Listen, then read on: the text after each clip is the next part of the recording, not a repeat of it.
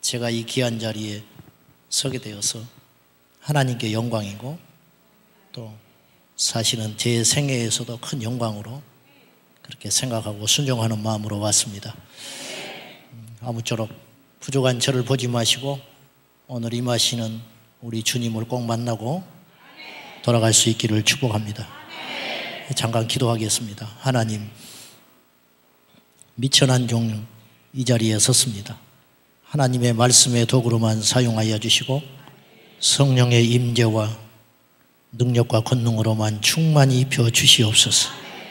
예수 그리스도여, 이 자리에 임재하여 주시옵소서. 사랑하는 몸된 교회를 축복하시고 세우신 목사님을 강건케 하셔서 한국과 세계 교회를 더욱더 섬기실 적에 곤비치 않도록 붙들어 주옵소서. 오늘도 마치는 시간까지 주님의 놀라우신 역사만 나타나길 원하며 예수님의 이름으로 기도하옵나이다. 아멘. 가끔 우리 성도들, 우리 금요 철야 때 외부에서 성도들이 오면 이렇게 말을 해요. 순복음교회보다 뜨겁습니다. 그래서 순복음교회가 뭐요? 내가 그래. 순복음교회보다 뜨거운 게 뭡니까? 여기 오니까 우리 교회보다 더 뜨겁네요.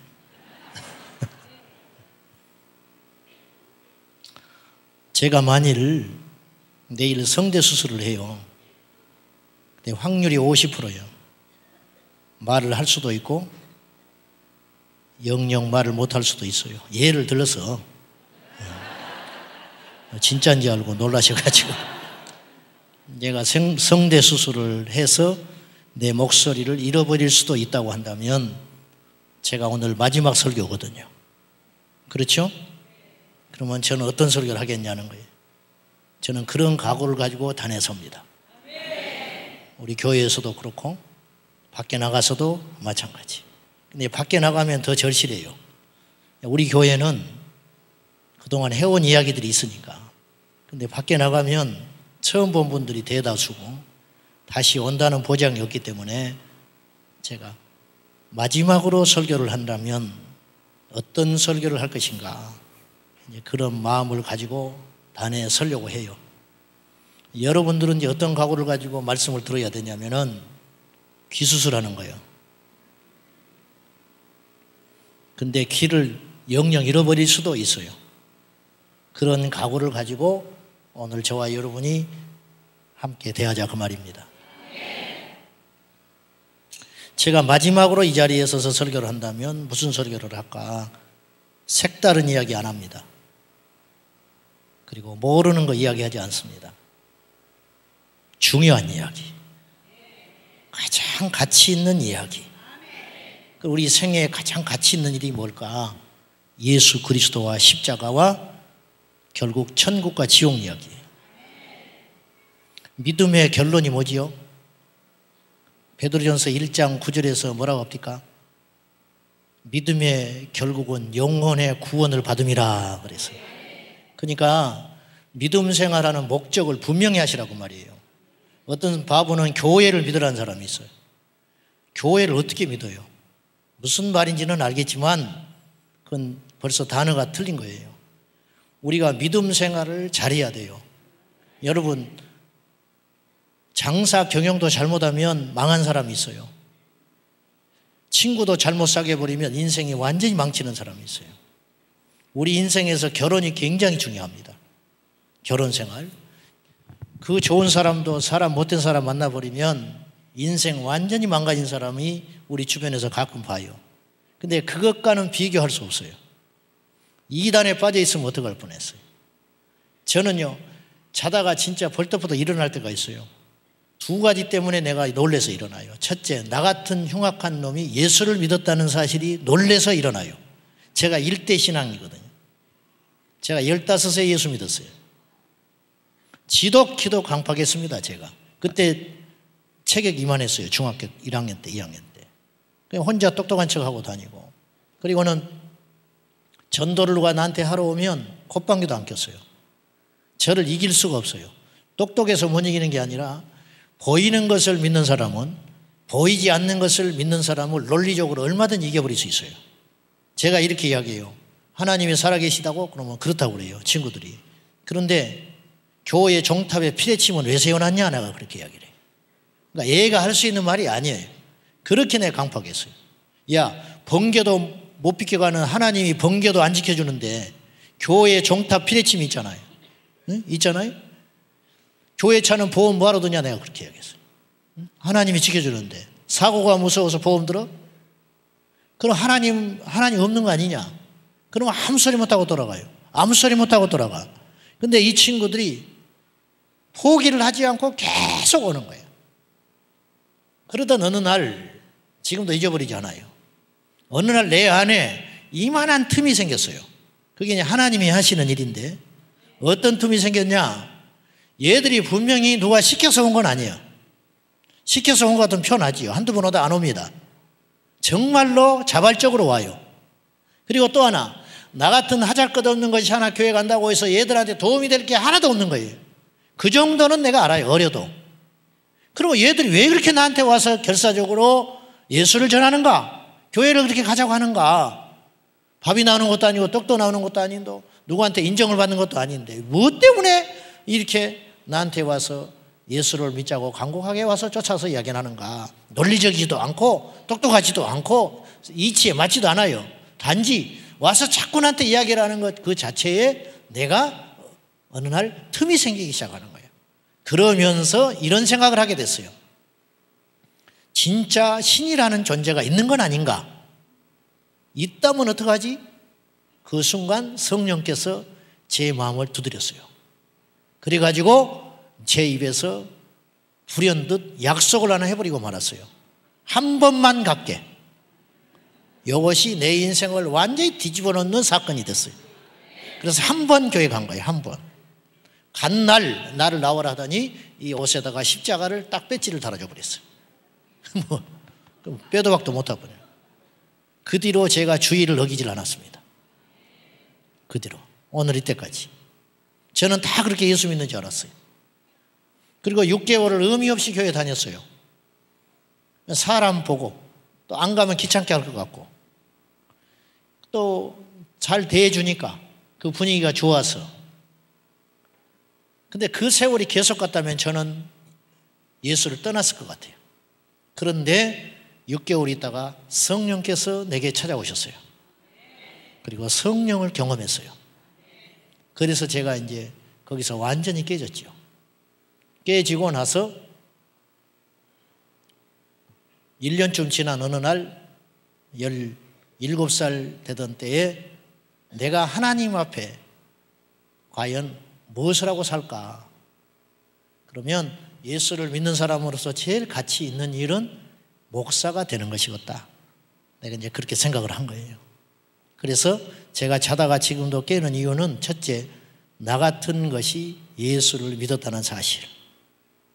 우리 아버님이 6남매, 우리 집이 7남매, 제가 막내 아들입니다. 지독히 많아요. 명절 때 모이면 마당에 꽉 차요. 옛날에.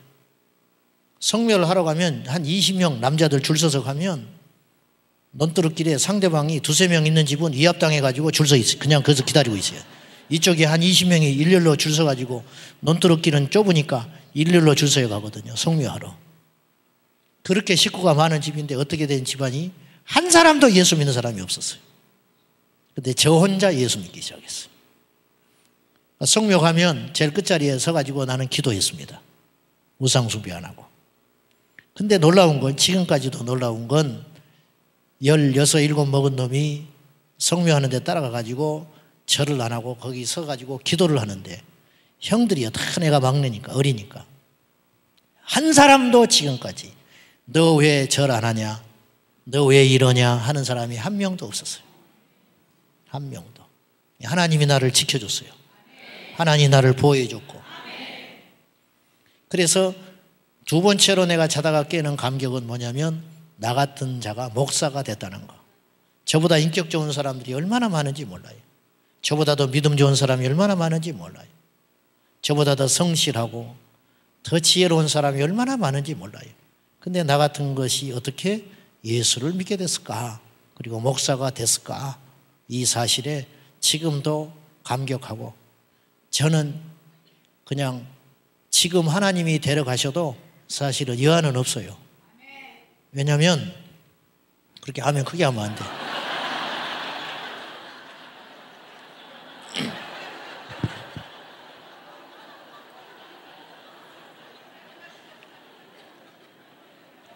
좀 섭섭해지려고 그러네. 제가 시골 교회 가서 설교를 한번 했거든요. 명절 때 갔더니 하도 설교를 한번 하라고 그래서 양복도 안 입고 갔는데 일부러 설교시킬까 봐 양복도 못 입고 설교를 했는데 설교를 제가 못 해버렸습니다. 왜냐하면 입만 열면 아멘을 해가지고 어르신들이 전부 기특하다고, 자기 손주 자기 자식 같으니까. 그러니까 와서 앞에 서서 설교를 하니까 말로 무조건 말만 하면 아멘, 말만 하면 아멘. 설교 완전 죽 써버리고 말았어요.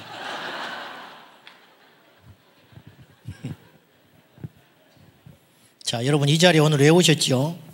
습관적으로 중직자라는 체면 때문에, 혹은 여러분이 자발적으로 오셨겠죠. 자발적으로 오시기도 하고, 혹은 가정의 평화를 위해서 오신 분들도 있을지 몰라요. 근데 제가 아까 말씀하다 말았는데 믿음의 결론이 뭐냐고 말이에요. 오늘 우리가 이 자리 왜 와 있냐고 말이에요. 부자 되는 거, 건강한 거, 그건요 예수님과 상관없이도 부자 되기도 하고, 예수님과 상관없이 병으로 낫기도 하고, 예수님과 상관없이 인생이 형통하기도 해요. 그것이 중요한 게 아니고 그건 덤으로 주는 것이고, 하나님이 우리 생애의 복 중의 복은 뭐냐? 우리 흉악한 죄인들이 구원받아 영생의 선물을 받는 것이다 그 말이에요. 베드로전서 1장 9절에 믿음의 결국 곧 영혼의 구원을 받는 것이다. 믿음이라는 건 곧 뭐냐면 영원히 구원을 받는 것을 믿음 생활의 종착역이다 그 말이에요. 근데 1장 8절에 보면, 베드로전서 1장 8절에 보면 너희가 예수님을 본 적이 없지만 사랑한다. 그리고 예수님을 본 적이 없지만 말할 수 없는 영광스러운 즐거움으로 기뻐한다. 그렇게 이야기했는데 두 가지 특징. 예수님을 본 적이 없지만 사랑하고 예수님을 본 적이 없지만 기뻐하는 이유는 뭐냐? 믿음의 구원으로, 믿음의 결론으로 그 영원히 구원받은 자는 이 두 가지가 된다는 거예요. 예수님을 사랑하게 되고 예수님으로 인하여 기뻐하는 삶을 살게 된다. 왜? 영원히 구원받았기 때문에. 여러분, 우리 성도님들 중에는 어려운 분도 있잖아요. 질병이 있는 분도 있잖아요. 자식이 속썩인 사람도 있잖아요. 그래도 남보다는 낫지. 그래도 나는 사지 멀쩡해서 내 발로 움직이면서 여기까지 왔잖아. 그건 위로가 아니에요. 그거는 상대적 위로는 진짜 위로가 아니에요. 진짜 위로가 있어요. 절대 평안. 복음은 절대적인 것이거든요.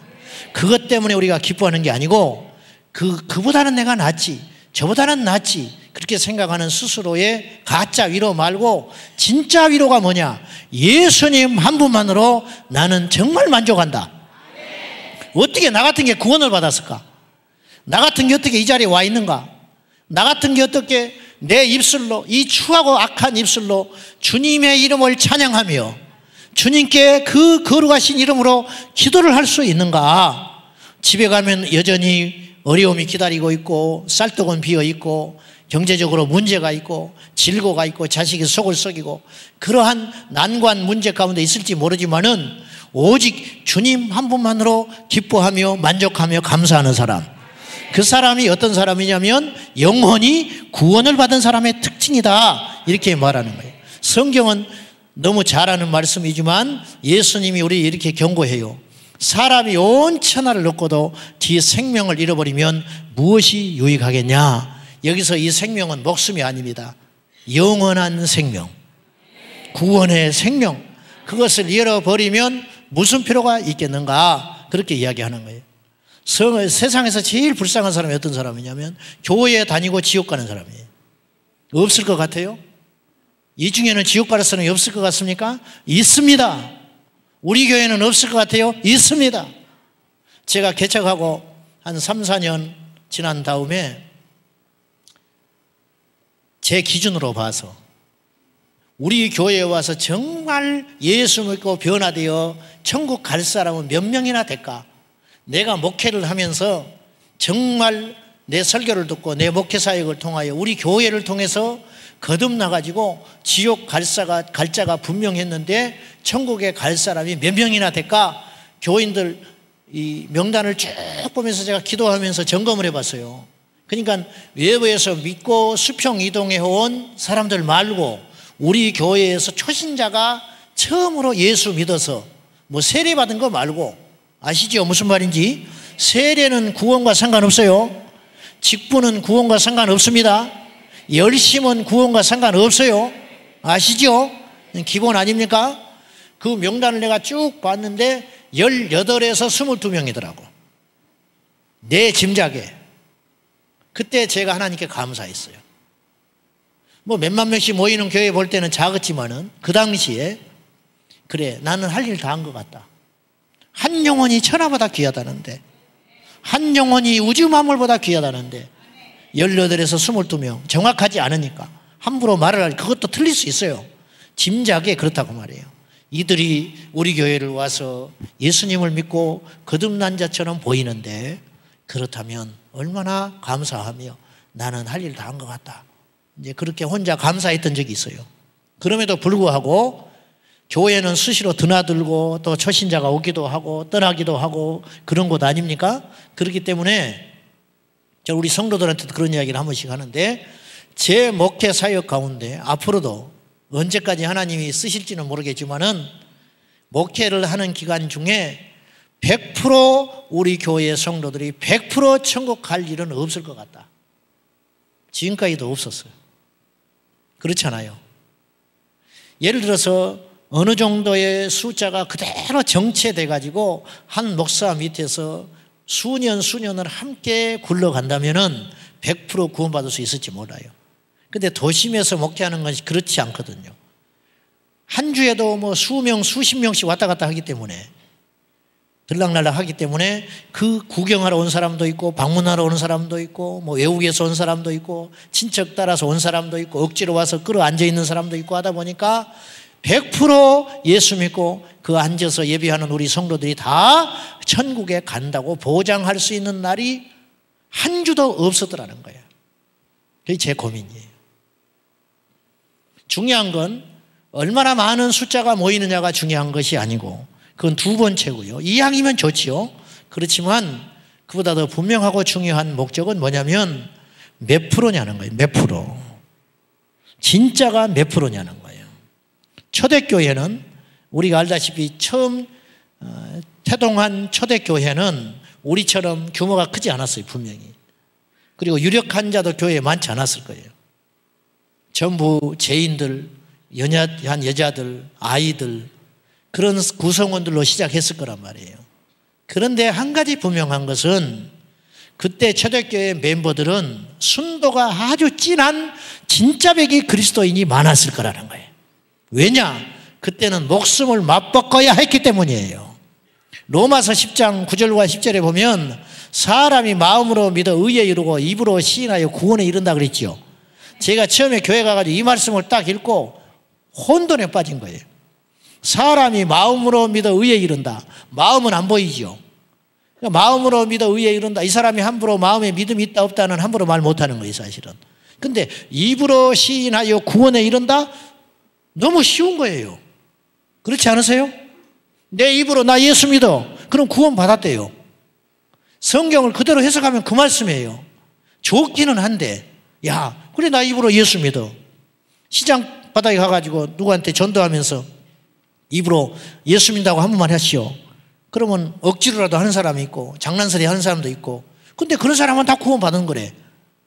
반갑기는 하고 좋은 것인데 너무 쉽지 않냐 이거.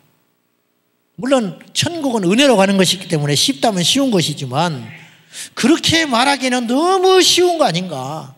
사람이 입으로만 시인하면 구원을 받는다? 근데 이게 누구한테도 내가 질문을 못하고 누구도 제대로 풀어주는 사람이 없는 거예요. 이 말씀을 가지고 오랫동안 제가 실험을 했어요. 입으로 시인을 하면 예수를 믿으면 입으로 시인하기만 하면 구원을 받는다? 왠지 이것은 아닌 것 같은데 성경에 있으니 반박을 못하지요. 시간이 흐른 다음에 나중에 알게 됐어요. 배경을 봐야 된다는 거예요. 그 당시 로마의 성도들이 부분이 있었는데 바울이 그들에게 편지를 보낸 것이 로마서거든요.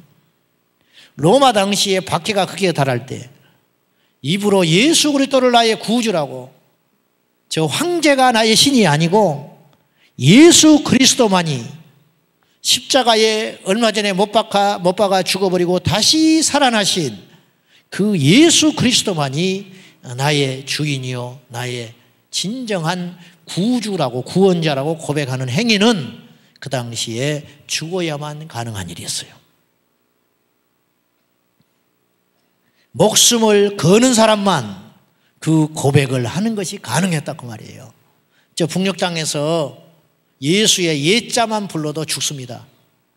성령책을 갖고 있기만 해도 죽습니다. 모여서 예배만 해도 죽습니다. 그것과 생각을 해보면 이해할 수가 있을 거예요. 그들이 부지불식한 검문을 받았을 때 너 예수쟁이지? 너 반동이지? 그랬을 때 진짜 속에 예수가 꽉 찬 사람은 그래요. 나 예수 믿어요. 그렇게 말할 거 아니에요. 모퉁이돌 선교 이상 목사님이 그분의 설교에서 이런 이야기를 하셨어요. 평양에서 신의지로 고속도로를 놨어요. 그때가 1972년인가 된다고 그래요. 72년에 그래서 블루도자가 바닥을 이렇게 고르면서 길을 닦다가 갑자기 퍽 꺼져버리는 곳이 나온 거예요. 평지가 퍽 꺼져버렸어요. 밑에를 보니까 꺼진 곳에 밑에 보니까 약 20여 명 되는 사람들이 초췌한 모습으로 예배를 드리고 있다가 들통이 나버렸어요. 지하 교회에서. 무려 53년 휴전되고 19년 동안 지하에서 이들은 숨어서 예배를 드리는 믿는 공동체가 발견이 되어버린 거예요. 그 지도자가 누구였냐면 김태용 목사님이었어요. 거기서 자기들끼리 결혼을 해가지고 2명의 아이가 있었어요. 13살, 15살.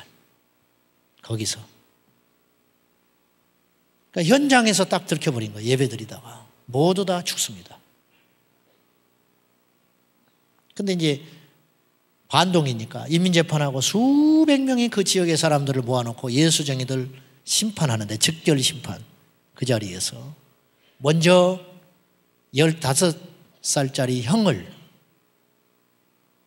데려다가 오랏줄을 목에 걸고 손을 뒤로 묶은 채 치조를 합니다. 네 애미 누구야? 그러자 그 엄마가 일어났어요. 그러니까 얘가 갑자기 엄마를 보더니 울면서 막 감정이 복받치니까 엄마 그리고 운 거예요. 그러니까 이 엄마가 일어나서 이렇게 이야기했어요. 사람 비우지 마라. 우리가 기다리던 날이 왔다. 조용히 가자. 어미 입에서 그렇게 말을 했어요. 그러니까 얘가 뭐라고 그러냐면 그 자리에서 눈물을 그치고 예 어머니 그랬어요. 그러니까 옆에 있는 이 재판하는 이가 화가 머리끝까지 나가지고 의자를 발로 차버렸습니다. 그러니까 오랏줄에 목이 딱 걸려가지고 혀를 쭉 빼더니 죽어버렸어요. 보둥보둥 하더니 손을 뒤로 묶어놨으니까. 동생 나오라고 13살짜리가 남았어요. 그러니까 얘도 목을 걸었어요.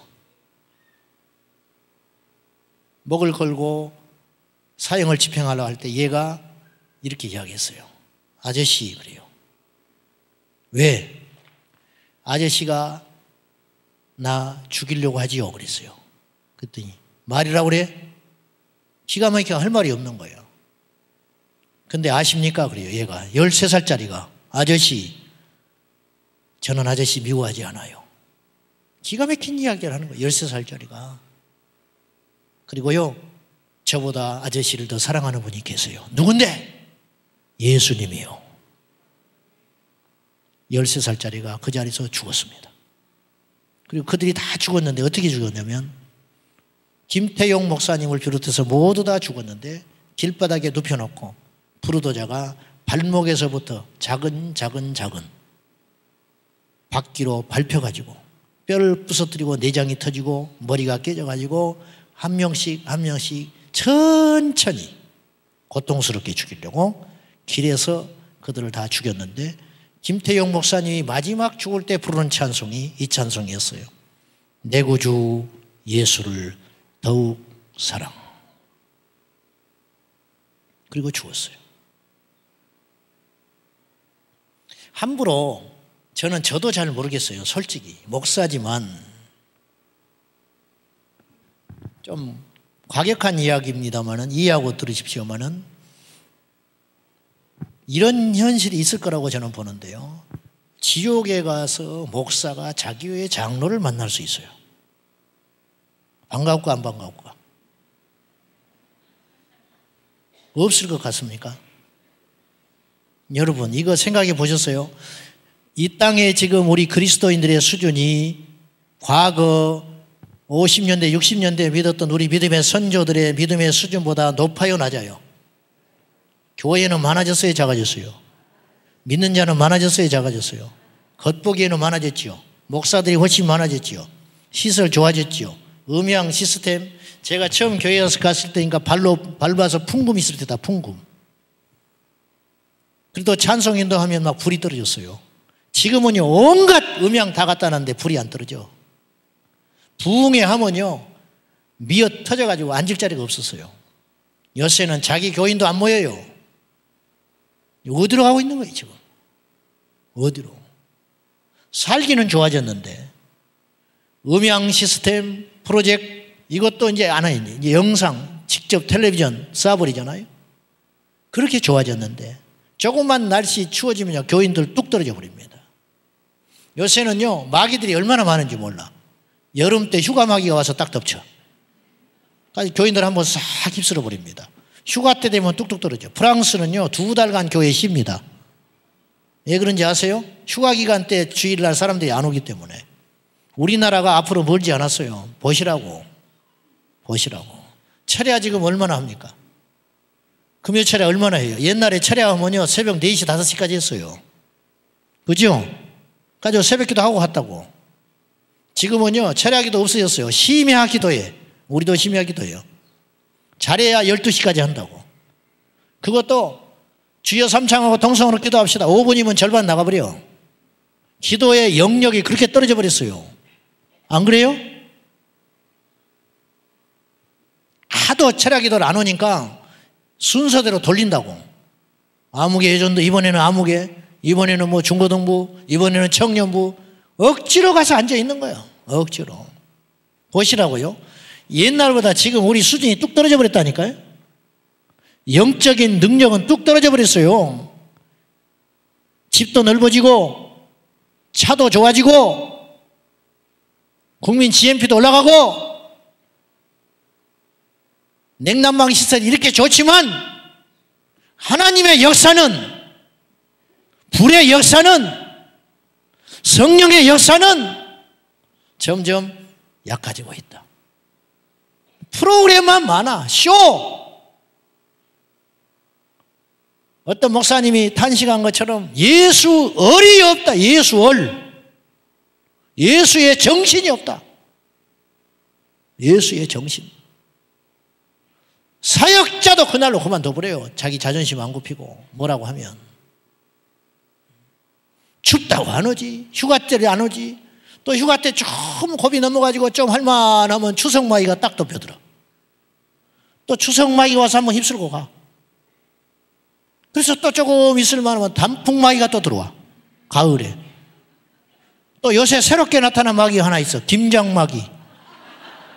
여기는 어쩐지 모르겠네. 도심에는요 요새는 김장을 자기 집에서 안 해요. 마이카 시대가 있고 하니까 이 도로가 좋아져가지고 시골에 가가지고 주일 범하고 가족끼리 김장 다 해가지고 한 통씩 딱 담아서 올라온다고. 을에 김장 되면 빠지는 줄 알아. 그리고 1, 2월쯤 지나면 또 구정마귀가 와서 또 딱 담배들어. 이건 뭐 어떻게 해볼 수가 없는 거예요. 세상에 마음 다 뺏겨버리고 시간 다 뺏겨버리고. 여러분, 하나님의 나라는 어떤 사람이 가느냐 하면은 우리 주 예수 그리스도를 제1로 치는 사람이 가는 거예요. 너희는 마음과 성품과 힘과 목숨을 다하여 주 너희 하나님을 사랑하라. 전부 가짜들이에요. 돈 못 초월해요. 건축한다 그러면 인상 팍 굳어집니다. 뭐 헌금 이야기했다 그러면 탁 얼굴이 시커지는 거예요. 선교 헌금 5천 원을 안 하면서 밖에 나가서 20만 원, 30만 원 들여서 외식하는 거 회개해야 돼요. 그럼 무슨 예수를 믿어? 무슨 예수를 믿냐고. 한 달에 헌금, 선교 헌금 5천 원을 안 하는데 안 그래요? 그러면서 뭐 선교사님을 해서 기도한다고. 주님이 뭐라고 그러는지 알아? 가증스럽다. 가증스럽다고. 헌금이나 해 차라리. 한 달에 5천 원을 안 하는 사람이 수두룩해요. 선교 헌금을. 근데 지 새끼는 50만 원, 100만 원짜리 옷 사 입힌다고 탁탁. 안 되는 거예요.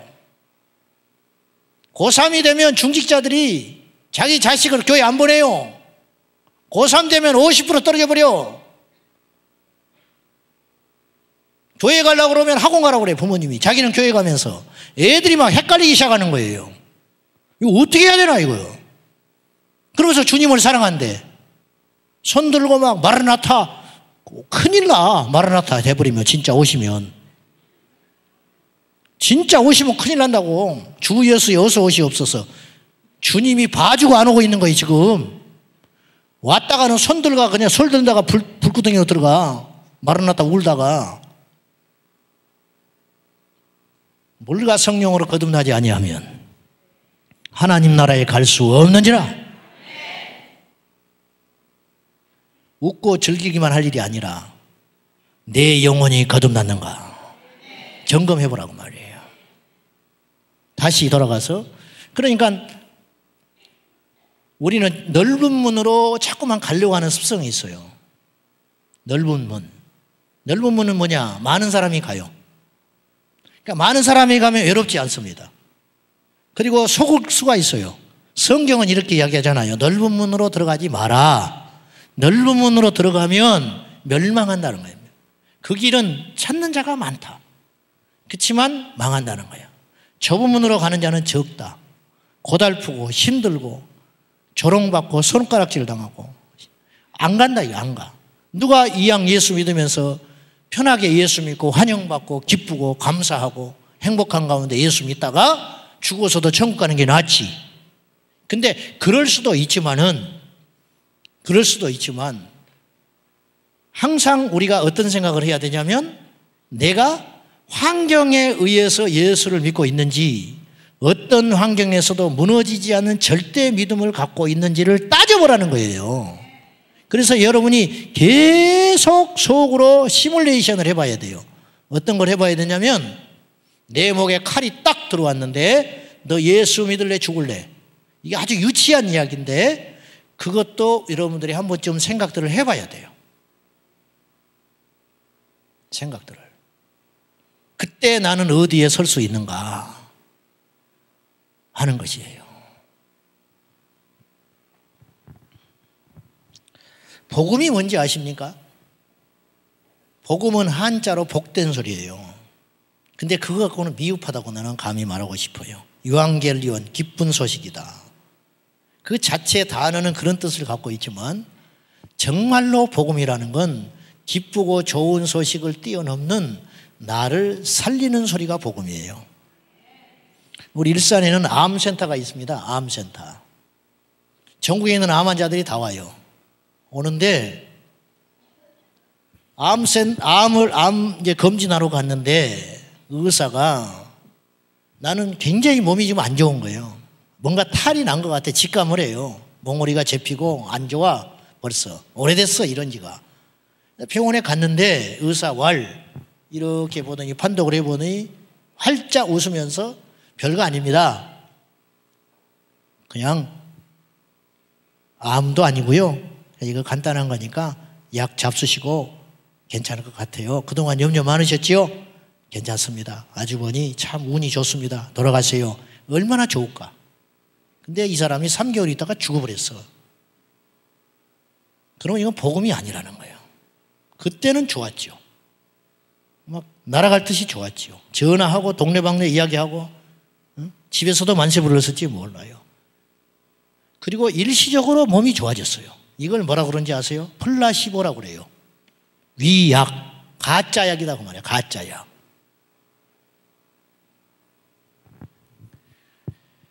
말기 환자에게 환자를 속이면서 어차피 안 되니까 위장약을 주면서 이걸 먹으면 당신의 병이 낫습니다라고 확신을, 거짓 확신. 그래가지고 이걸 먹으면 일시적으로 몸이 확 호전되는 경우, 이걸 플라시보 효과라고 그래요. 이거는 양심을 파는 거예요. 근데 이런 경우도 있어요. 병원에 갔는데 대수롭지 않게 생각하고 갔는데 의사와 고개를 갸웃갸웃하더니 아주 심각해졌어요. 제 견해로 볼 때 선생님은 6개월 정도 살 수 있다고 봅니다. 근데 최선을 다해 봅시다. 당장 오늘 입원하시고 내가 최대한 수술을 날짜를 빨리 잡아볼 테니까 이번 주 안에 수술합시다. 근데 내가 장담은 못하겠습니다. 근데 최선을 다합시다. 이것이 복음일 수 있습니다. 그 사람에게는. 왜? 그것 때문에 수술을 받고 살아났다면 그 아픈 소리, 그 힘든 소리, 그 부정적인 소리, 그러나 그 소리조차도 생명이요 복음이 될 수 있다는 거예요. 세례 요한과 예수님이 똑같은 일생을 했어요. 공식적으로 사역을 시작하면서 세례 요한도 그랬고 예수님도 그랬고 마가복음이나 이런 데를 보면 뭐라고 말씀을 하셨냐면 회개하라 천국이 가까이 왔느니라 그랬어요. 왜 똑같이 둘이 짠 듯하지? 둘이 약속이나 하신 듯이 그렇게 말씀을 하셨을까? 오늘 우리가 들어야 할 메시지는 이거예요. 회개하십시오. 그리고 복음을 믿으십시오.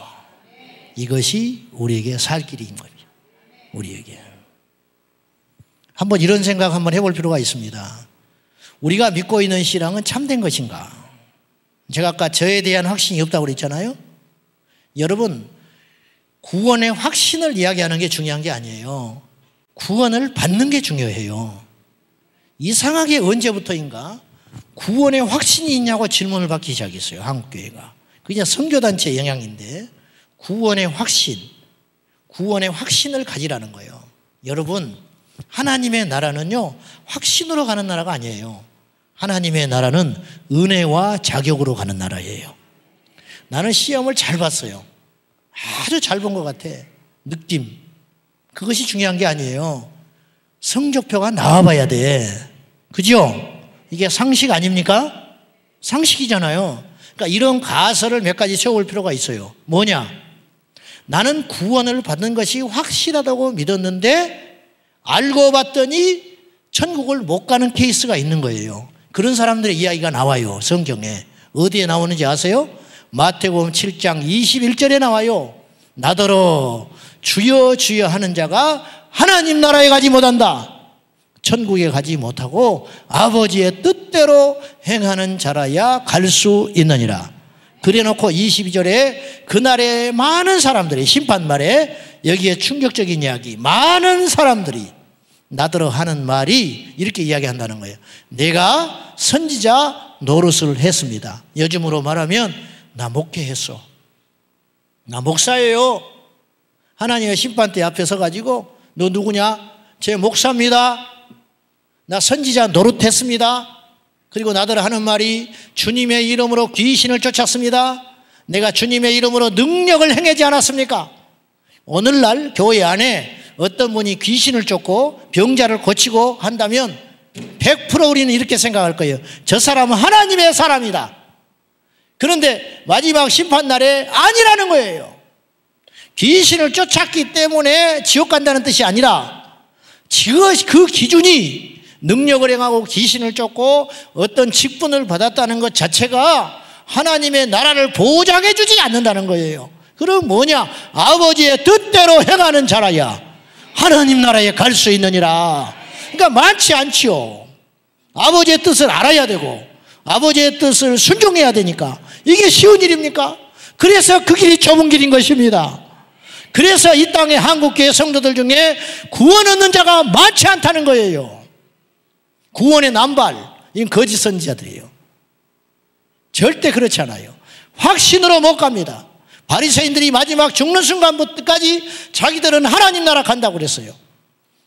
이스라엘 유대인들이 얼마나 거만한지 아십니까? 그들은 선민이라 생각해요. 스스로 하나님이 택한 민족, 우리는 아브라함의 자손이다. 그래서 세례 요한이 경고하잖아요. 누가 너희에게 이 자리에 와서 세례받으라 하더냐? 독사의 자식들이라고. 너희들 속으로 아브라함의 자손이라고 말하지 마라. 다 그런 생각을 갖고 온 거예요. 거만하게 손 집어넣고 세례 요한이 와서 설치된다는데, 요단강에서 세례를 준다는데 한번 가볼까? 가면 우리한테 와서 넙죽넙죽 절을 하면서 아이고 어떻게 여기로 왔느냐고 자기들이 그런 기대를 가지고 온 거예요. 뭔 세례를 받으려고 하느냐고 말이지. 그럴 줄 알았는데 세례 요한은 그렇게 말하지 않았어요. 누가 너희들어 속으로 아브라함의 자손이라고 하더냐? 도끼가 나무 밑둥에 놓여 있는 것이 보이지 않냐? 하나님이 너희들 지금 치려고 하고 있어. 그러므로 회개에 합당한 열매를 맺으라고 해서. 회개에 합당한 열매. 회개는 반드시 열매를 가져와야 돼요. 행위로 구원받는 게 아닙니다. 이건 말할 가치도 없는 거예요. 행위로 구원받는 게 아니라 회개한 사람은 열매가 반드시 나타난다. 열매가. 그래서 그들이 질문을 한 거, 어떻게 하면 좋겠냐고. 정말 모르는 거예요. 자기들의 신앙 체계가 그 시간에 확 무너져 버린 거예요. 그렇게 믿으면 된 줄 안 거예요. 다들 그렇게 이야기를 했고 그렇게 배웠고 자기들 스스로도 우리가 구원받지 않으면 누가 구원받냐. 오늘 우리하고 똑같아요. 여러분 21세기 유대인이 우리들입니다. 아세요? 5대, 4대, 3대 예수 믿는 모태 신앙인들 모태. 그래서 못해요. 웃질 않는구만 이게는. 뭐 하라고 그러면 못한대. 뭐 하라고 그러면 다 안 돼. 묵은 닭들 3번 삶아버려야 돼. 묵은 닭은. 모태 신앙들. 교회에서 제일 골치 아픈 애들이 어떤 애들인지 아세요? 중직자 자식들이야. 수련회 가면 성경책 안고 들어온 것들, 통성기도 하면 피치피치 웃고 있는 것들, 예배 시작하면 화장실 왔다 들락들락 한 것들, 그거 다 모태 신앙들이에요. 모태 신앙들. 다 그렇지는 않아요. 다 그렇지는 않은데 우리가 21세기의 유대인이에요. 지금 주의를 철저히 지키고 새벽기도 빠지면 죽는 줄 알고, 비가 오나 눈이 오나 바람이 부나 하나님의 성전을 지킨 여러분들 귀하지요. 근데 이 헌신과 노력과 이것이 천국 가는 그 길이 되어야지 헛수고만 하다 가면 되겠냐고 말이에요. 아멘입니까? 이스라엘 백성들은 그때 당시에 속으로 자기들은 선민이고 이방인들, 우리들은 지옥의 불쏘시개라고 그랬어요. 지옥의 불쏘시개들. 지옥에 불을 태워야 되니까 누가 있어야 지옥이 존재할 거 아니에요. 그러니까 자기들은 지옥 가고 싶어도 못 간다는 거예요. 이방인 저놈들만 가는 것이지 지옥의 불쏘시개들이고 우리는 지옥에 진짜도 상관없는 존재들이라고 여기는 그들에게 자기 확신에 꽉 차가지고 죽을 때도 웃고 죽었고 할렐루야 하나님을 만나리라. 그리고 딱 죽었는데 알고 봤더니 눈 떠보니까 천국이 아니고 뜨거운 불구덩이가 기다리고 있다면 어떻게 하겠냐고 말이에요. 이게 남의 이야기가 아니고 저의 이야기고 여러분의 이야기라는 거예요.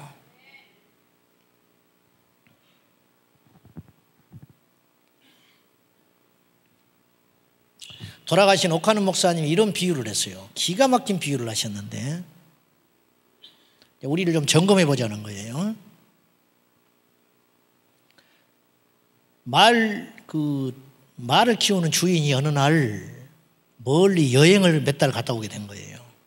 그래서 자기 종에게 뭘 부탁을 했냐면은 말 발굽을 하나 주면서 이 똑같은 말 발굽을 100개를 만들어 놓으라고 그랬어요. 대장장이한테 가가지고.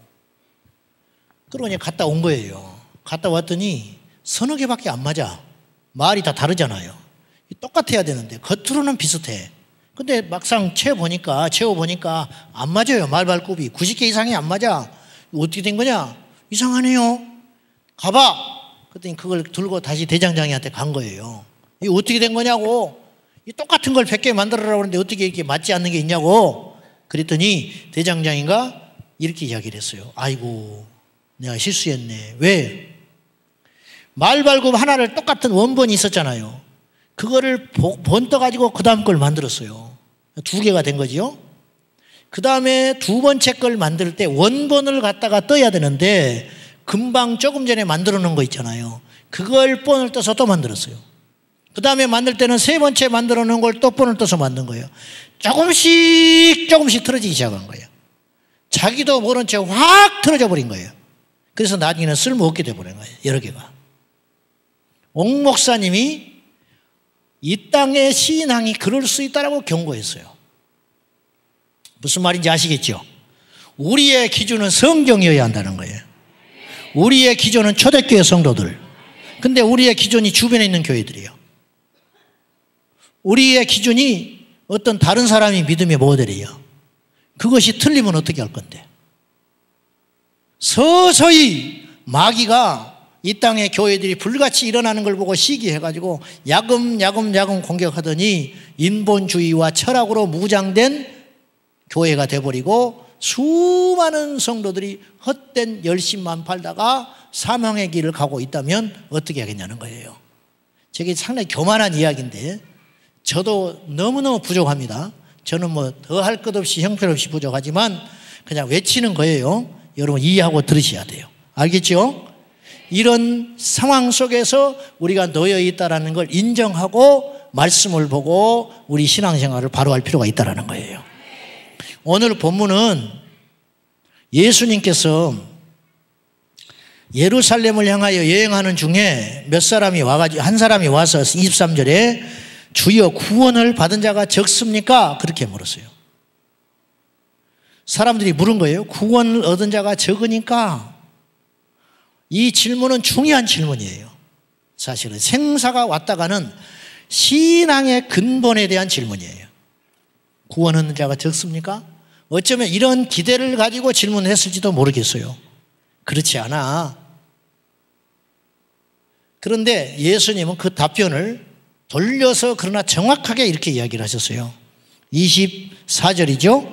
좁은 문으로 들어가기를 힘쓰라. 내가 너희에게 이르노니 들어가기를 구하여도 못하는 자가 많으리라. 그랬죠? 이 말은 무슨 뜻이에요? 1번 쉽다, 2번 어렵다. 어렵다는 뜻이에요. 주님이 주시는 메시지는 분명했습니다. 구원 얻는 자가 적습니까? 적다. 많지 않다. 어렵다. 그렇게 이야기한 거예요. 그러니까 근본적인 문제가 있는데 여러분이 신앙의 첫 단추를 잘 끼워야 돼요. 교회는요 백화점이 아니에요. 오라오라 해가지고 대접받는 데가 아니에요. 무슨 뭐 대단한 것처럼 와가지고 말이 허리를 막 뒤로 제껴가지고 교회 들어올 때도 막 뭐 안내위원이 뭐 없네? 안내위원이 있어야 돼 교회가? 무슨 예배 안내위원 만나러 왔어요? 뭐 주차장이 없어서 백화점인 줄 알아? 교회가? 우리 교회 가끔 전화 와 예부에서 뭐 주차장이 있냐고. 없다. 우리 교회는 주차장 없어. 뭐 영어 예배 없어. 영어 예배 영어 학원에 가서 배워. 무슨 교회가 영어 배우죠? 영어 가르쳐줘? 애초에 틀린 거예요. 애초에 그냥 막 오시라고 막 어서 오십시오 어서 오십시오. 그러니까 버릇이 완전히 잘못 들어가지고 신앙의 첫 단추가 잘못돼가지고 이것이 생각이 바꿔서 복음을 만나고 변화되고 회심해가지고 이게 너무너무 오래 가는 거예요. 교회를 10년 20년 다니도 술 담배를 못 끊어요. 안수 집사야. 또 그런 사람이 또 잘만 하면 또 장로가 돼. 어떻게 된 것인지 목사도 돼. 우리 신학할 때 담배 피우는 놈들이 많이 있었어요. 나는 정죄하려는 게 아니에요. 주일날 오후 되면 축구하러 가고 족구하러 가가지고 고기 구워 먹고 안수 집사들이 모여가지고 술 먹습니다. 놔두는 거예요. 그냥 불면 날아갈까 들면 깨질까. 제 아는 목사님은 이제 개척하신 지가 얼마 안 되셨는데 어느 날 와서 나한테 한숨을 쉬면서 탄식을 해요. 왜 그러시오? 그랬더니 축구하러 갔는데 그 축구 선교단 단장을 하나 세워놨는데 이 친구가 이렇게 카톡을 보내고 문자 보내고 이렇게 하잖아요. 음란물을 다 보내버렸다는 거예요. 그러니까 뭐 실수로 보냈겠지. 뭐 하는 거예요 지금? 그래놓고 또 교회는 오는 거예요. 이런 수준이에요. 그러니까 하나도 안 변하는 거예요. 다시 이야기합니다. 변해야 천국 가는 건 아닙니다. 그거는 율법이죠. 그건 종교예요. 그러면 우리 주님께서 와서 죽으실 이유가 없어요. 우리의 의로 구원을 받는다면 주님 뭐하러 와서 죽습니까? 그게 아니고 십자가를 경험한 사람, 물과 성령으로 거듭난 사람은 한 가지 분명한 것은 예전처럼 못 산다. 예전처럼 못 산다. 회개에 합당한 열매를 맺으라. 세리들 정한 세 외에는 더 거둬들이지 마. 정직하게 세금 거둬들이라는 거예요. 그것은 그 당시 세리들한테는 죽으라는 소리예요. 바보 천치대라는 소리예요. 군인들 받는 급료가 족한 줄 알고 부정부패 저지르지 마. 예수 믿는 사람은 그래야 된다는 거예요. 세례요한이 그랬어요. 이게 회개에 합당한 열매. 옷을 2벌 가진 사람은 1벌 줘. 이것이 세례요한이 우리에게 요구하는 바예요. 한번 물어봅시다. 예수님이 오늘 이 시대에 와가지고 개척교회를 하셨어. 부흥할까 안 할까? 예수님은 12밖에 못했어. 그것도 또 한 놈은 실패했어.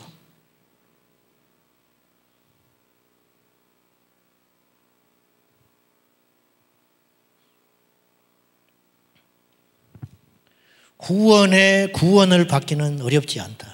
만만치 않다는 거예요. 예수님이 말씀하시는 거는. 구원받기 만만치 않습니다. 아멘 하시오. 구원의 길은 좁은 문이에요. 전부를 걸어야 가요. 마태복음 13장 44절에서 성경 요약이라고 생각해요. 성경 속의 성경. 마태복음 13장 44절에 뭐라고 그랬느냐? 주님께서 천국의 비유. 천국은 이와 같다. 어떤 농부가 밭을 갈다가 보화를 발견했는데 그 밭의 보화는 자기 것이 아니에요. 그 밭이 자기 게 아니거든. 옛날에는 은행이 없었어요. 예수님 당시에.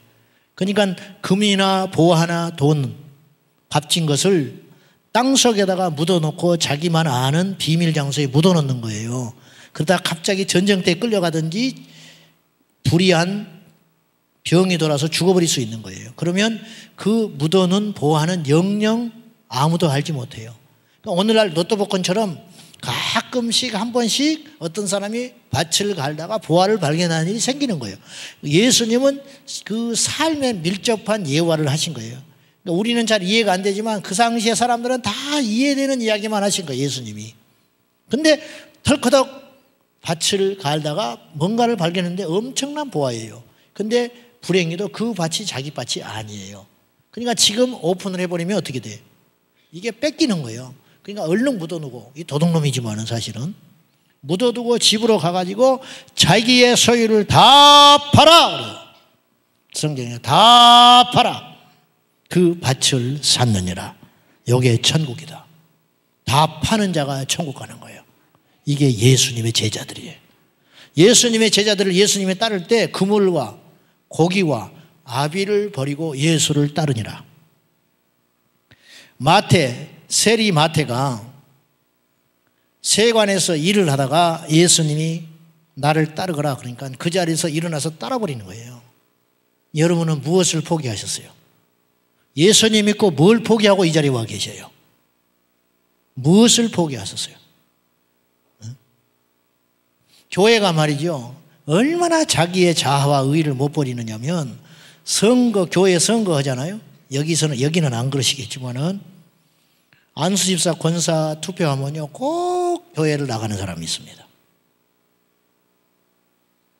뭐 기도했다 지금까지 뭐 몇십 년을 교회를 다녔다 하나도 의미가 없어. 그 자리에 딱 서면, 그것에 딱 맞부딪히면 그걸 버틸 수 있냐? 그걸 못 버리는데, 그걸 못 내려놓는데 무슨 생명을 걸고 예수를 믿고 무슨 십자가를 지고 좁은 길을 가고.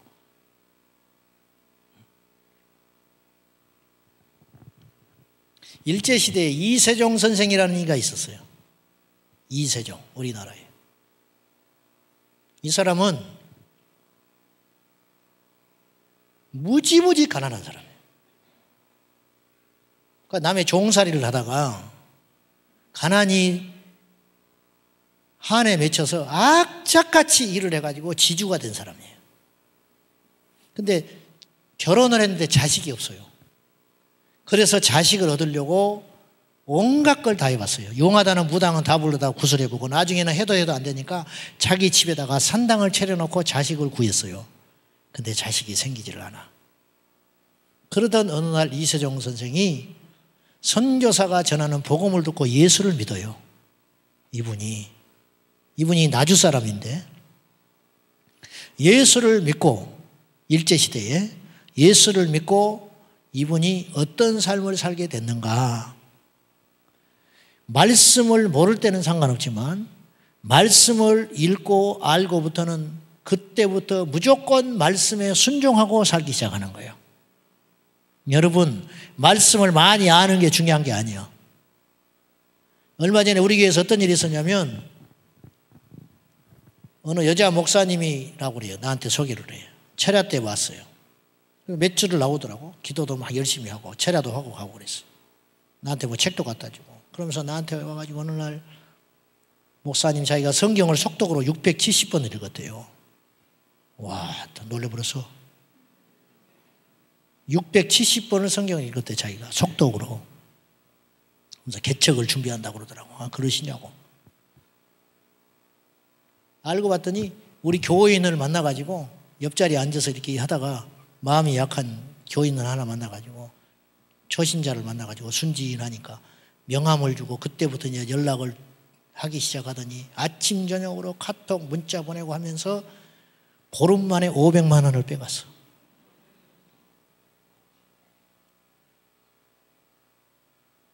자기 개척한다, 어렵다, 뭐가 필요하다, 뭐 월세를 내야 된다 하니까 이 마음 약해가지고 500만 원을 계좌로 넣어준 거야. 혼자 끙끙 앓다가 나중에 내가 알게 됐어. 박살을 내버렸죠, 제가. 안 와요. 근데 내가 그래서 그 돈 찾아줄까? 그냥 놔두래. 헌금한 셈 친대. 그래서 그거 내가 접었어. 그 대신 또 다른 피해자가 나오면 안 되니까 내가 그냥 넘어가지는 않는다. 그래서 이제 정리해버렸죠. 성경을 670번 읽었는데 그런 짓을 하고 다니는 거예요. 말씀을 아는 게 능력이 아니고 말씀을 사는 게 능력이에요. 열매는 살 때 나타나는 거예요. 살 때. 보세요. 이 땅에 지금 교회들이 뭐 때문에 머리 아픈지 보십시오. 소위 믿음 좋다는 사람, 오래 예수 믿었다는 사람, 자리 양보도 안 합니다. 좀 들어가라고 하면 안 들어가요. 뭐라고 하냐, 이렇게 한다고. 주차 똑바로도 안 해요. 그렇게 주차 문제가 심각하니까 가까이 있는 사람은 차갑고 오지 마라 그래. 부득불부득 가져온다. 주차나 좀 똑바로 하지. 잘만 되면 2대 될 수 있는데 딱 자기 편하다고 딱 돼버리네. 그러면서 교회 가서는 주여주여 하고 있어. 남의 집 주차장 앞에다 차를 딱 대버려요. 그리고 전화하면 예배 중이라고 그래. 그리고 전화 딱 끊어버려. 완전히 하나님 얼굴에 먹칠해버리는 거예요. 그 사람 실족시키는 거예요. 그러고 주여주여 하고 또 기도는 엄청 많이 합니다. 그런 사람들 특징이. 그래서 늦게 나갑니다. 그러면 욕 바가지로 얻어먹고 집에 가지. 나는 외출해야 되는데, 응? 남의 주차장 앞에다 차 대놓고 전화하면 예배 중입니다. 뭐 하는 거예요, 지금? 이게 한국계 수준이라. 그러니까 그건 행위와 윤리의 문제가 아니고 믿음의 문제로 접근을 할 때 거듭나지 못한 결과라고 말이에요. 삶의 열매가 없는 거예요. 나는 착하게 살자는 걸 말하는 게 아닙니다. 이해되시면 아멘 하세요. 도덕을 이야기하고 있는 게 아니에요. 저도 한없이 부족하지만 생명을 이야기하는 거예요. 생명. 그래서 이세종 선생은 성경을 한 절 읽으면 그대로 살았어요. 그래서 이제 종을 거느리고 살았거든, 지주로. 그러니 이분이 어떻게 성경을 읽냐면 밖에서 종이 이렇게 빗자루질을 마당에서 하고 있으면 안에서 대화를 해. 이세종 선생이. 예, 그렇지요, 주님. 죄송해요. 난 그렇게 못 살았네요. 알겠습니다. 내가 이렇게 할게요.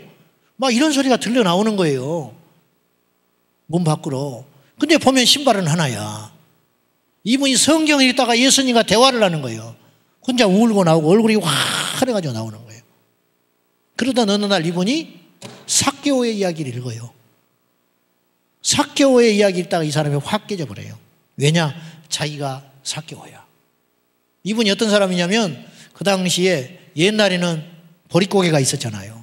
그러니까 이제 식량이 떨어질 쯤 되면 지주들이 쌀을 빌려주고 땅을 담보로 잡아요. 그리고 땅을 계속 뺏어버립니다. 그러면 계속 약순환이 시작되는 거예요. 그래서 있는 사람은 계속 땅이 넓어지고 없는 소작농은 점점점 땅을 잃어버리는 거예요. 그러나 먹고 살아야 되니까 목숨을 유지해야 되니까 계속 고리로 쌀을 얻어다가 먹고 땅을 뺏겨버리고 이 짓을 계속 하는 거예요. 일제시대에. 그러다 어느 날 이세종 선생이 그것이 죄인 줄 모르고 지금까지 남들도 다 그렇게 사니까 예수 믿는 것과 상관이 없는 줄 알고 그냥 그렇게 한 거예요. 그러던 어느 날 삭개오의 사건을 있고 이분이 자기가 삭개오라는 걸 알게 됐어. 그래서 그날 저녁에 자기가 땅으로 담보 잡히고 양식을 빌려준 그 빚쟁이들을 전부 모이라고 합니다. 그러니까 이제 목숨줄을 치고 있는 주인이 오라고 그러니까 전부 왔지요. 그날 저녁에 마당에 꽉 찼어요. 소작농들이. 그 자리에서 이분이 이렇게 하겠어요. 제가 잘못했습니다. 이세종 선생이. 그리고 그날 빈 문서를 불태워버립니다. 그리고 땅 문서들을 다 돌려줘요. 내가 예수를 믿는 사람인데 지금까지 몰라서 그렇게 살았노라고 용서해달라고 통곡을 하고 웁니다. 그 자리에 있는 사람들이 충격을 엄청나게 받아버리는 거예요. 그리고 돌아가요. 그리고 동네 사람들이 의논을 해가지고 이세종 선생의 공적비를 세워주자고 그래요. 이런 사람이 어디가 있냐. 그 마을 입구에다 공적비를 세운다는 소문을 듣고 이세종 선생이 절대 하지 마라. 하나님의 영광을 가린다고 했건만 이 사람들이 공적비를 기어이 세워버려요. 그날 저녁에 가서 그것을 땅에다가 묻어버리고 옵니다. 이분이 이세종 선생이에요. 이분은 신령해서 나중에 자기가 죽는 날을 미리 알아요. 그리고 다 준비하고 할렐루야 찬송하면서 죽습니다. 이세종 선생은 무학자예요. 학교도 근처도 못 가본 사람이에요. 국문을 겨우 깨친 사람이에요. 그리고 아까 나주 사람이라고 그랬죠. 나주에서 한 번도 자기 생애 가운데 밖으로 나와보지도 않은 사람이에요. 근데 일제시대에 한국의 신학자들, 외국에 일본에 이런 데 가서 유학하고 온 신학자들, 쟁쟁한 신학자들이 이세종 선생님 밑에 가서 무릎을 꿇고 성경 공부를 했대요. 지식을 배운 게 아니에요. 그분의 영성, 그분의 삶. 우리가 지금 회복해야 할 것은 그것입니다.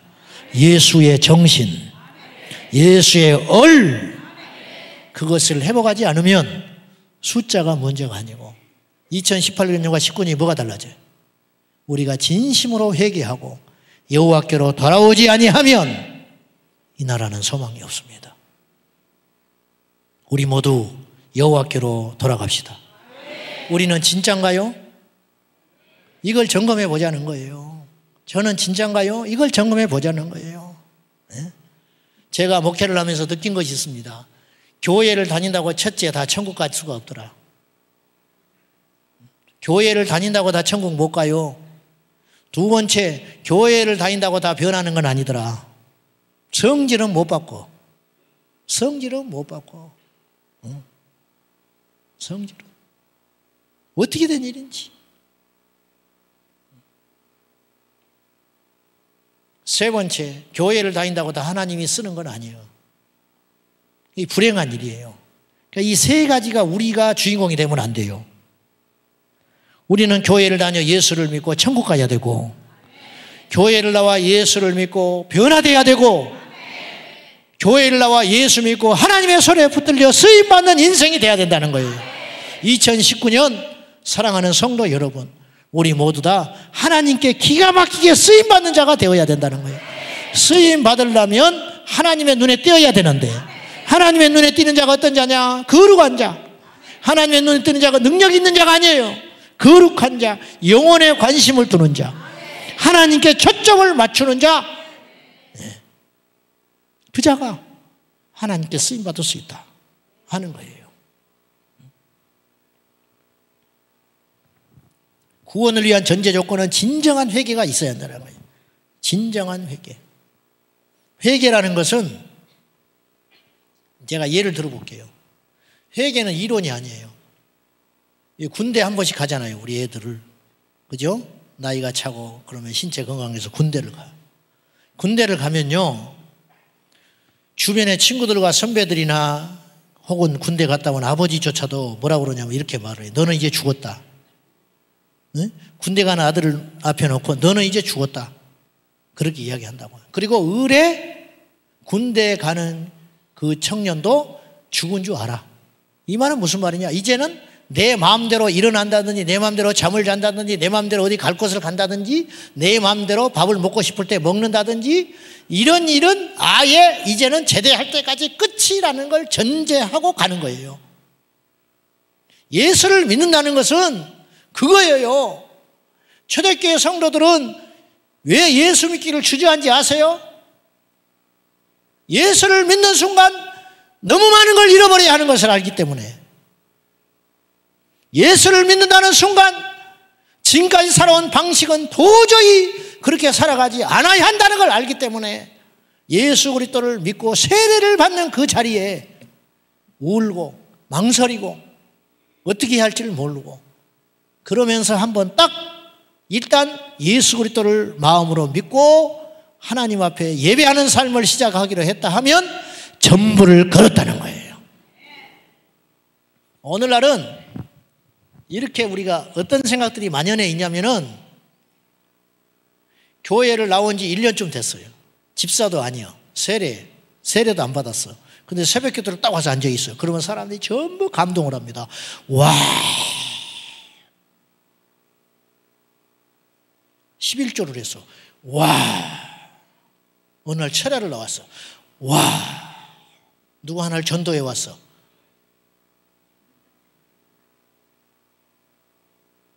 불안해, 막 너무 열심히 하니까.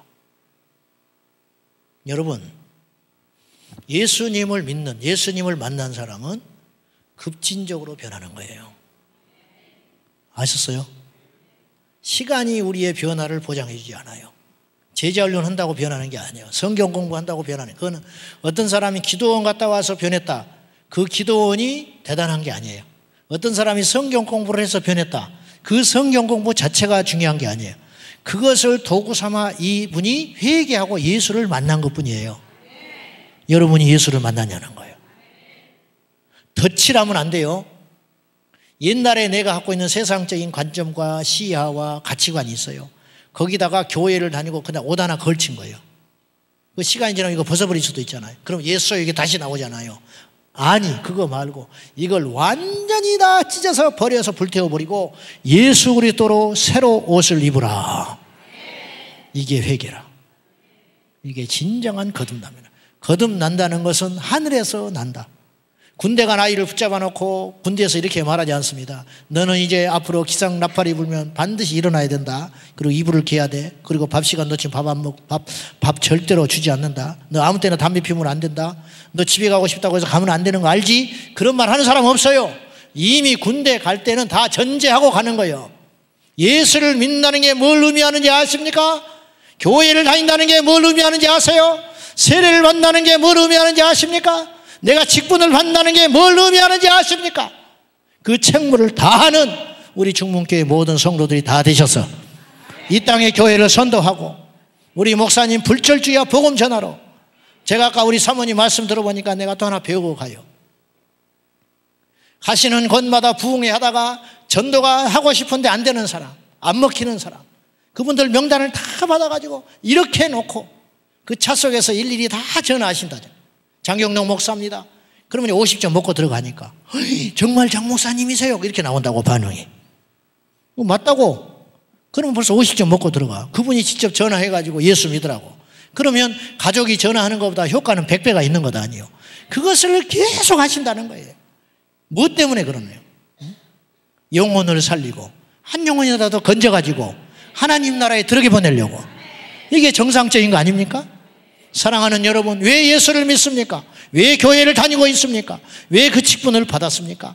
우리 모두 영혼을 살리는 일에 우리 영혼도 당연히 거듭나고 내가 살아야 남을 살릴 수 있는 거예요. 할렐루야! 내가 거듭나야 거듭나지 못한 자가 보이기 시작하는 거예요. 나도 거듭나지 못했는데, 나도 날티나게 예수를 믿는데, 임직 예배 때 가끔 저한테 와서 건면해 주라, 뭐 축사해 주라 그런 말을 해요. 가면 내가 이렇게 이야기해요. 안수 집사님들, 뭐 장로님들 이렇게 안 해요. 여기 술, 담배 못 끊는 사람은 임직받지 마라 그래 버려. 나는 술, 담배도 못 끊는데 무슨 안수 집사가 된다고 말이 임직을 받냐고. 그러면요 피시피시 웃습니다. 웃는 사람은 왜 웃을까? 웃을 일이 아니에요. 지금 심장에 칼이 박히는 거예요. 하나님 말씀은 살았고 운동력이 있어. 좌우의 날선 어떤 것보다 예리하여 우리의 영과 혼과 관절과 골수를 찔러 쪼개버리는 것인데 웃을 일이요 지금? 하나님이 나에게 이렇게 이야기하시는구나. 회개해야 할 일이에요. 기가 막힌 일이라. 기가 막힌 일. 우리 수준이 지금 이 정도예요. 세상을 걱정할 때가 아니에요 지금. 교회 안에 세속주의, 인본주의, 율법주의, 이성주의, 철학. 사도 바울은 과거 2000년 전에 철학을 공부한 사람이기 때문에 어떻게든지 그걸 버리려고 애를 썼어요. 그래서 고린도전서 2장 2절에 내 평생에 오직 두 개만 한다. 예수 그리스도와 그가 못 박혀 죽으신 십자가 외에는 알지 않기로 작정했다고. 덕지덕지 뭘 그렇게 갖다 붙여가지고. 사랑하는 여러분, 오직 예수. 2019년에 오직 예수, 오직 십자가의 복음으로 거듭나고 새로워져서 여러분의 가정을 변화시키시고 여러분의 일터를 변화시키시고 여러분의 영혼이 거듭나는 멋지고 복된 한 해가 꼭 되셔서 우리 주님 곧 오십니다. 믿으십니까? 우리 주님 오실 날이 멀지 않았어요. 세상을 돌아보십시오. 미쳐 돌아가고 있어요. 동성애가 창궐하고 온갖 법들이 다 난무하고 전도팀들이 일산에 가서 전도하면, 우리 교회팀 전도하면요 토요일 날 와서 전도 못하게 합니다. 이런 말 들어보셨어요? 명찰 달고 누가 나타났어요. 공 어디서 왔냐 그러면 그냥 아무 소리 않고 가버려. 지금 간보기 하는 거예요. 간보기. 세상이 이제는 전도도 못할 날이 와요. 차별금지법 통과되면 여기서 동성애 비판 못한다고. 어떤 사람이 녹음해가지고 고발하면 형 받는 거예요. 이슬람 말 못해요. 이슬람 막아야 됩니다. 아멘을 안 하네. 정치적인 문제가 아니에요. 영적인 문제예요. 여도 야도 없어요. 진보도 보수도 없어요. 촛불 태극기 집회가 아니에요. 오직 예수, 성경으로 볼 때 지금 심각한 위기 상황에 있어요. 여러분, 어느 정도 집에 불이 나야 세간살이 차려서 가는 거예요. 어느 정도 불이 나야 불을 꺼보지. 완전히 홀라당하게 생기면 어떻게 되냐. 내 새끼 손만 잡고 나가야 되는 거예요. 잠옷 입다가 죽어요. 재산 챙기다가 죽는 거예요. 정말 급하면 솔직히 말해봅시다. 처자식도 안 보여. 나 하나 살려고 도망갈 때가 올지도 몰라. 앞으로 내 믿음을 지키기도 어려울 때가 온다 그 말이요.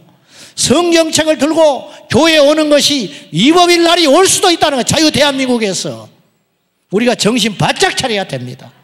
환난 날을 대비하는 믿음을 가지라 그 말이요. 어떻게 이기려고 그러세요 여러분?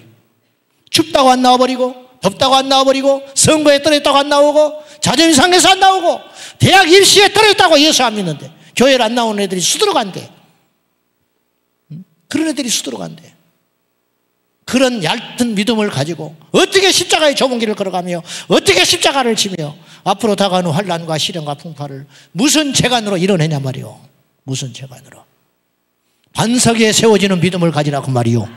모래 위에 세운 집은 겉은 그럴듯하지만 풍파가 치고 비바람이 불면 그냥 팍 무너져 버리는 거예요. 고린도전서 3장에 집을 짓는 재료가 두 종류가 있다. 풀과 나무와 집으로 짓는 집이 있고 금과 은과 보석으로 짓는 집이 있다. 그런데 공적이 나타나리라. 결과가 나타나다. 불이 난다. 그때 풀과 나무와 집으로 짓는 집은 홀라당 다 타버리고 없는 거죠.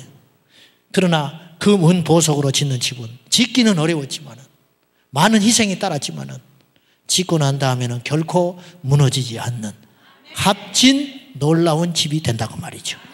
우리의 믿음은 어디에 있는 겁니까? 사랑하는 성도 여러분, 깊이 회개합시다.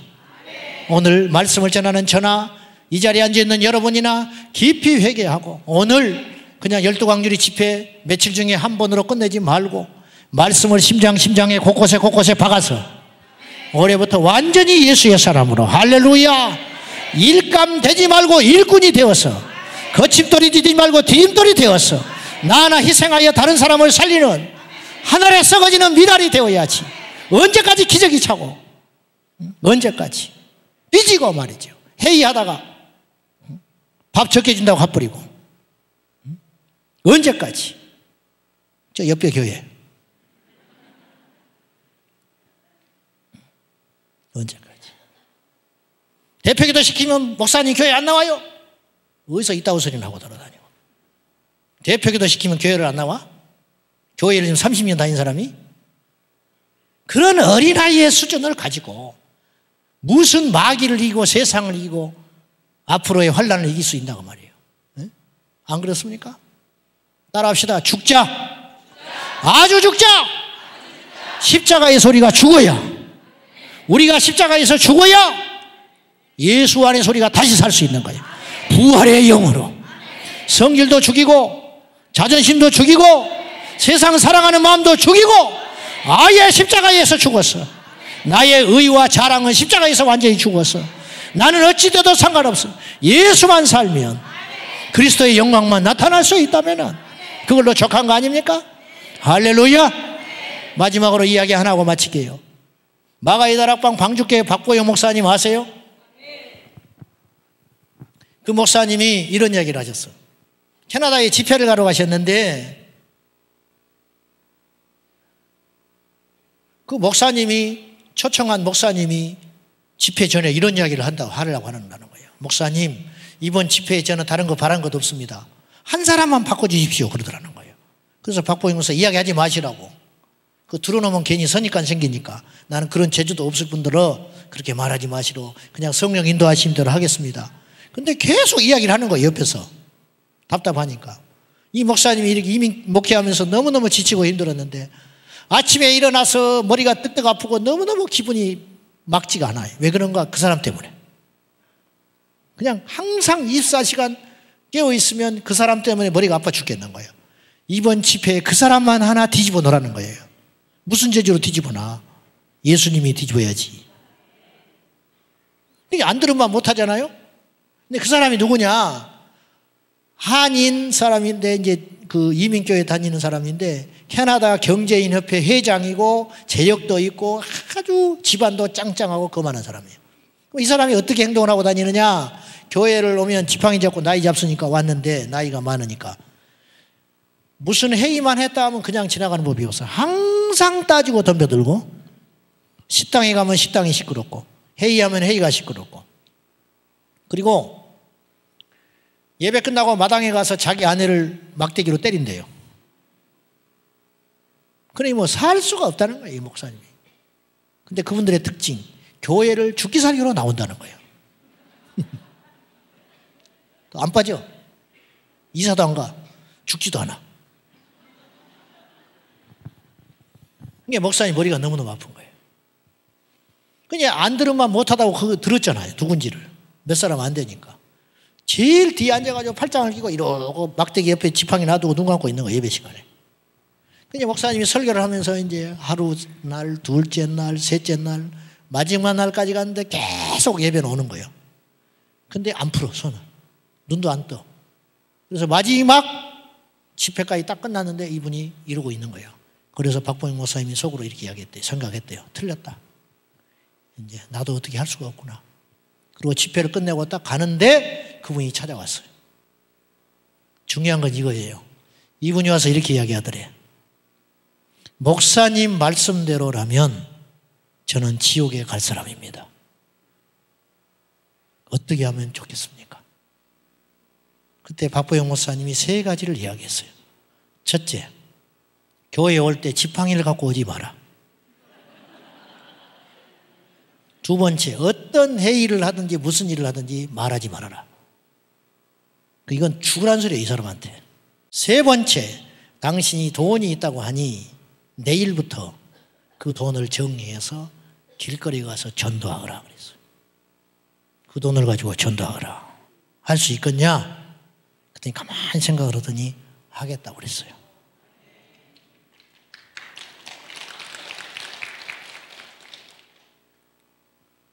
그리고 그 다음 날부터 그분이 그렇게 살았어. 완전히 복음을 만나서 달라졌어요. 그리고 울고 다녀요. 교회에서 말이 없어. 그리고 틈만 나면 전도를 해요. 그러던 어느 날 1년쯤 지난 어느 날 비가 으슬으슬 오는데 밖에 나갔다 오더니 몸이 안 좋다고 딱 누워있더니 하나님께 가버렸어요.